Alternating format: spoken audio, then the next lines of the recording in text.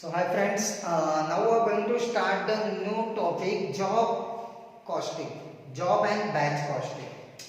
So job costing म्हणजे काय?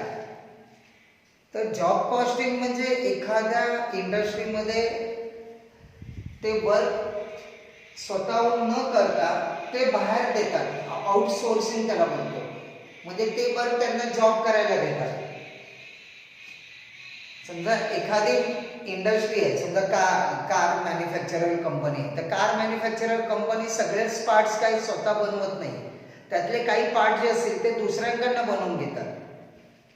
Job work त्याला बोलतात. That is called as a job costing. म्हणजे पूर्ण ती इंडस्ट्री स्वतःहून सगळं बनवत नाही, तर ते काम ते दुसरीकडे बाहेर देतात करायला, त्यांच्याकडनं ते काम करून घेतात. त्याला आपण बोलतो जॉब कॉस्टिंग. अवघड नाही, खूप सोपा टॉपिक आहे. जॉब आणि बॅच कॉस्टिंग शिकवतोय का, कारण समटाइम्स इन्स्टेड ऑफ प्रोसेस किंवा इन्स्टेड ऑफ कॉन्ट्रॅक्टच्या ऐवजी ते जॉब कॉस्टिंगचा एखादा कन्सेप्ट आपल्याला तिथे विचारतात फॉर स्मॉल क्वेश्चनसाठी. Is a similar job costing is same like as your cost. किंबहुना आपण कॉस्ट म्हणजे मी असं सांगेल हे कॉस्ट आहे. कॉस्ट मध्ये पण यातले काही प्रॉब्लेम आपण सॉल्व्ह केलेले आहेत. So around nearest to 10 to 15 question मी इथे घेणार आहे, जॉब आणि बॅच दोन्ही मिळून. बेस त्याच्यासाठी जो बेस आहे जॉब कॉस्टिंग आणि बॅच कॉस्टिंगचा, हा बेस जो आहे हा कॉस्टशीटचा बेस आहे. सो जसं कॉस्टशीट मध्ये होतं त्याच पद्धतीमध्ये, ठीक आहे. पहिले आपण मॉड्यूल मधले क्वेश्चन घेणार आहे आणि त्यानंतर आपण मग स्कॅनर मधले क्वेश्चन घेणार आहे. सो मॉड्यूल मध्ये नोट्स मध्ये क्वेश्चन नंबर 1 दिलेला आहे. नोट्स मध्ये मॉड्यूल मध्ये question number 1 job costing.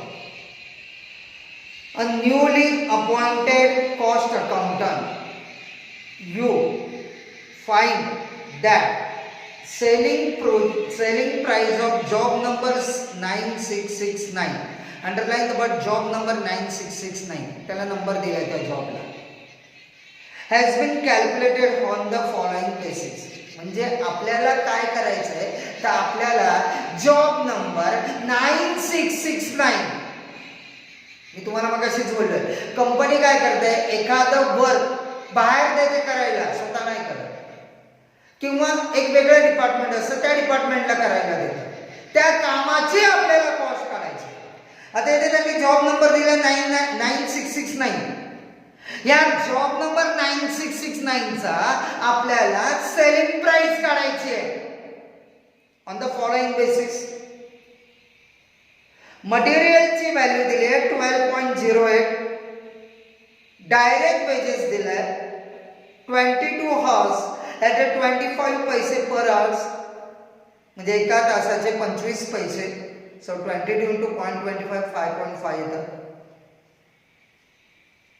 Department A B C, department A work for 10 hours, department B work for 4 hours, department C work for 8 hours. तीनों का टोटल करेंगे तो 22 hours आता है. म्हणजे आपला लेबर 22 hours काम करतोय. Point to be noted here. Labour किती तास काम करतोय, 22 hours. डिपार्टमेंट ए मध्ये 10 hours, डिपार्टमेंट बी मध्ये 4 hours, डिपार्टमेंट सी मध्ये 8 hours. प्राइम कॉस्ट दिली आहे 12.08 plus 5.5 17.58 plus 33% on prime cost 5.86.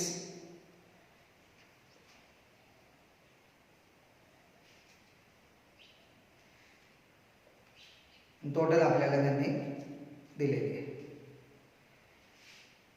Okay. आता त्यांनी आपल्याला काय विचारलंय, पुढे अजून एक दिलं, त्यांनी एक इन्फॉर्मेशन दिली आहे. An analysis of the previous year profit, underline the word previous year profit. So they are given a data for previous year.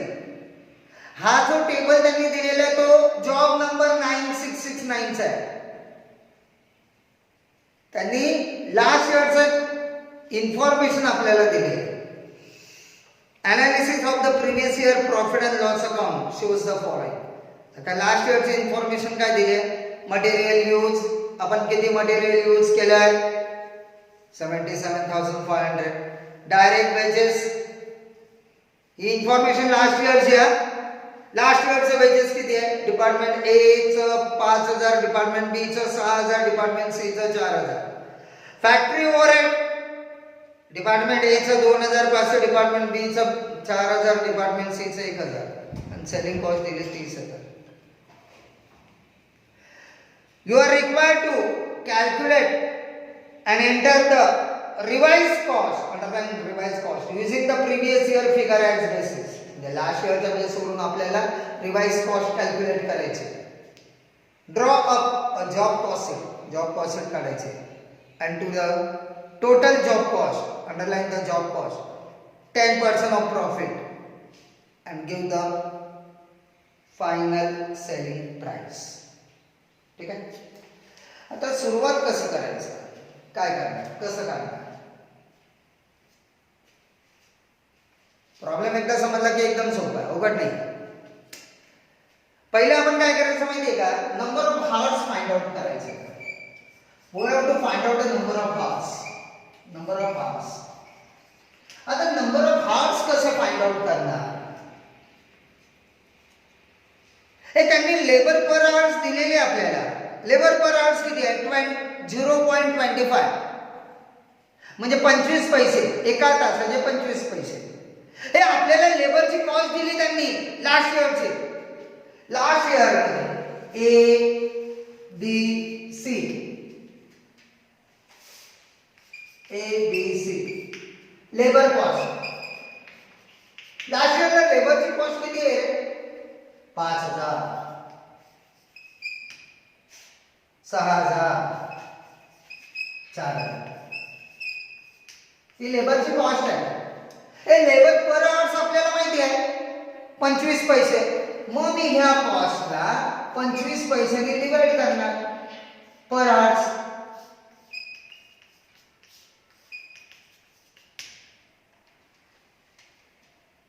मग 5,000 divide by 0.25, 5,000 divide by 0.25, 20,000 hours. बी चे डिपार्टमेंट बी 24,000 hours.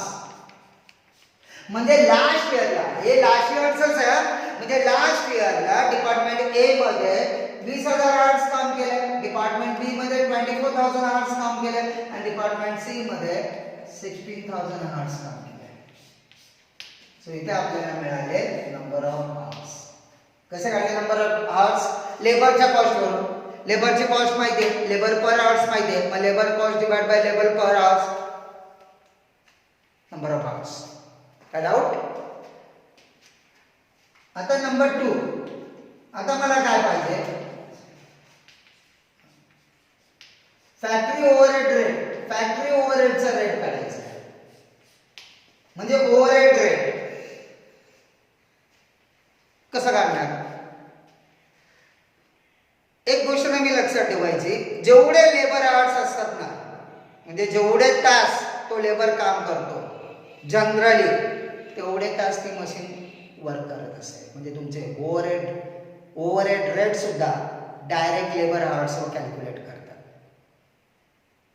जेवढे तास तो लेबर काम करतो ना तेवढे तास ती मशीन चालू असते. आणि म्हणून ओव्हरहेड रेट, ओव्हरहेड कॉस्ट ही सुद्धा लेबर हार्स वरच कॅल्क्युलेट करतात. लक्षात ठेवा. हे आता इथे त्यांनी लास्ट इयरला फॅक्टरी ओव्हरहेडची अमाऊंट दिलेली आपल्याला आणि लास्ट इयरचा हार्स पण माहिती आहे. मग याच्यावरून मी फॅक्टरी ओव्हरहेडचा रेट काढणार.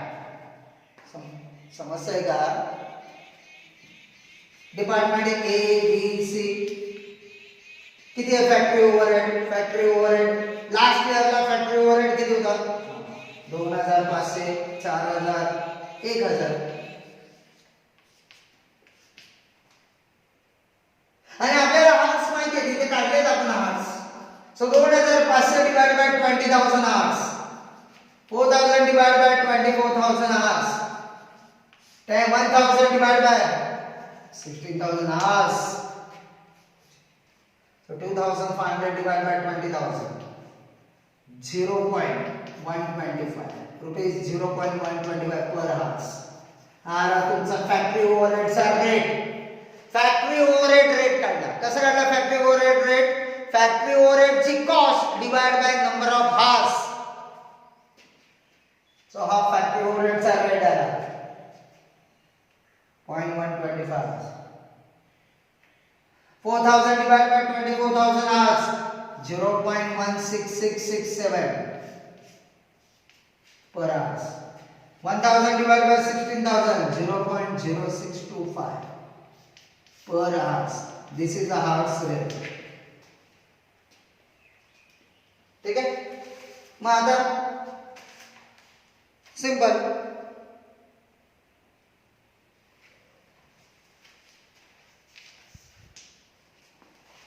लास्ट इयरला त्यांनी काय विचारलंय? Calculate and enter the revise cost using the previous year figure as a basis. ठीक है. मटेरियल कॉस्ट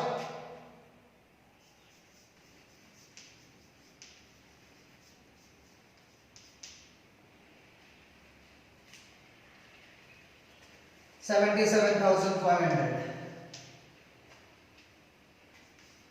Direct wages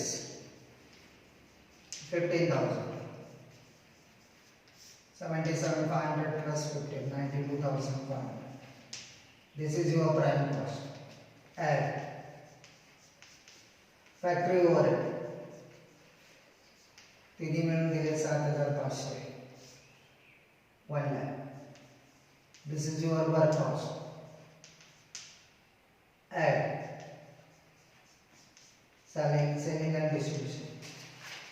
आता selling and distribution किती दिले? 30,000. 1,30,000. This is your total cost.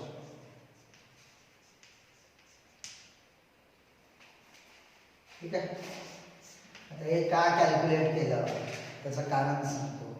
कारण आपल्याला काय पाहिजे, त्यांनी काय विचारलं, जॉब कॉस्ट शीट बनवा on the basis of previous year figure. Selling and distribution last इयरला किती होते वर्क कॉस्टच्या ते त्यांनी दिलेलं नाहीये, म्हणून आपण हे काढलंय. म्हणजे सेलिंग अँड डिस्ट्रीब्युशन जे आहेत ना ते आपल्या टोटल कॉस्टच्या किती टक्के हे त्यांनी दिलेलं नाहीये, म्हणून आपण ते काढलंय. So selling and distribution.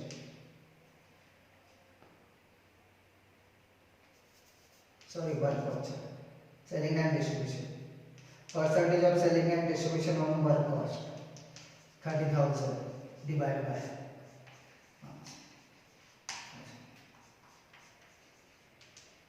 30%.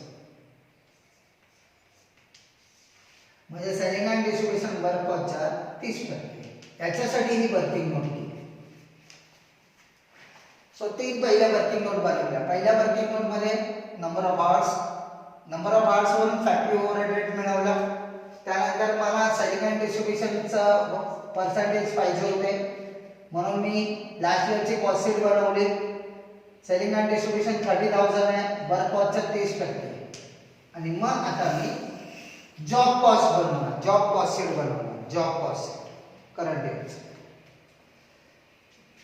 एकदम simple. Cost sheet for job number 9669. ठीक आहे.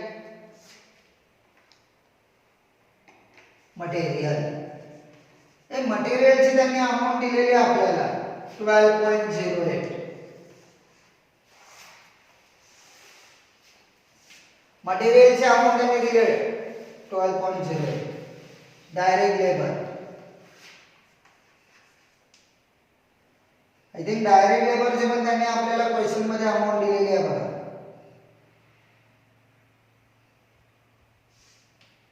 Department A, department B, department C. Department A 10 तास into 0.25. Department B 4 hours into 0.25. Department C 8 hours into 0.25, so आपका आंसर आता है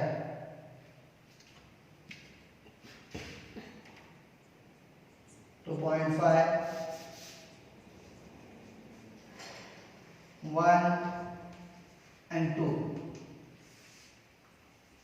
2 2 4 आणि 5, 5.5. लेबर नंतर ओव्हरहेड, फॅक्टरी ओव्हरहेड, ही तुमची झाली प्राइम कॉस्ट 17.58, ही झाली तुमची prime cost. Prime cost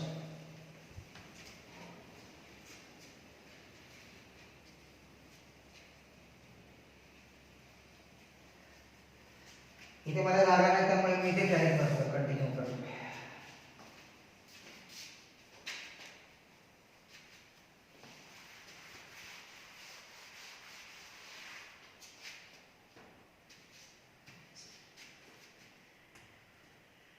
prime cost त्यांनी आपण काढलेली आहे. Prime cost 17.58 add factory overhead department A, department B, department C. आता फॅक्टरी ओव्हरहेडचा रेट आपण काढलाय बघा, हा इथे वापरणार. डिपार्टमेंट ए मध्ये 10 तास 10 लेबर आवर्स, 10 तास इंटू 0.125, 4 तास into 0.167,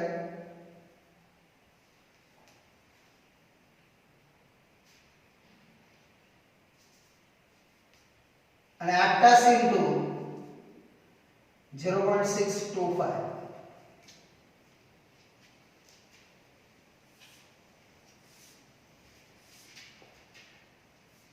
10 hours into 0.125, 1.25, 0.67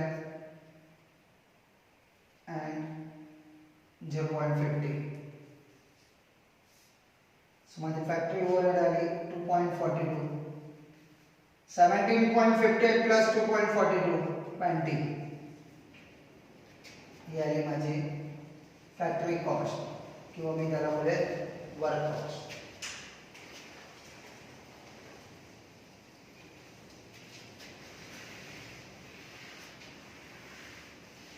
factory cost काढल्यानंतर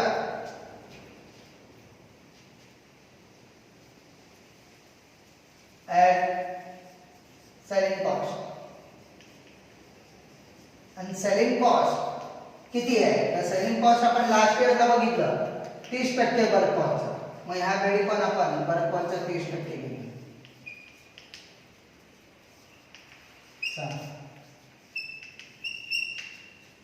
This is our total cost. Add profit 10% on cost 2.6, 28.60. This is your selling price. हे तुमचा आन्सर आहे. हे आली तुमची जॉब नंबर 9669 ची सेलिंग प्राइस. कळला प्रॉब्लेम? प्रॉब्लेम व्यवस्थित बघा. पहिला आपण प्रॉब्लेम मध्ये नंबर ऑफ आवर्स काढले, नंतर फॅक्टरी ओव्हरहेड रेट काढला, मग तिसरी वर्किंग नोट सेलिंग डिस्ट्रीब्युशनचे साठी काढला, आणि मग आपण कॉस्ट शीट बनवलं. Is that okay? या, थँक्यू.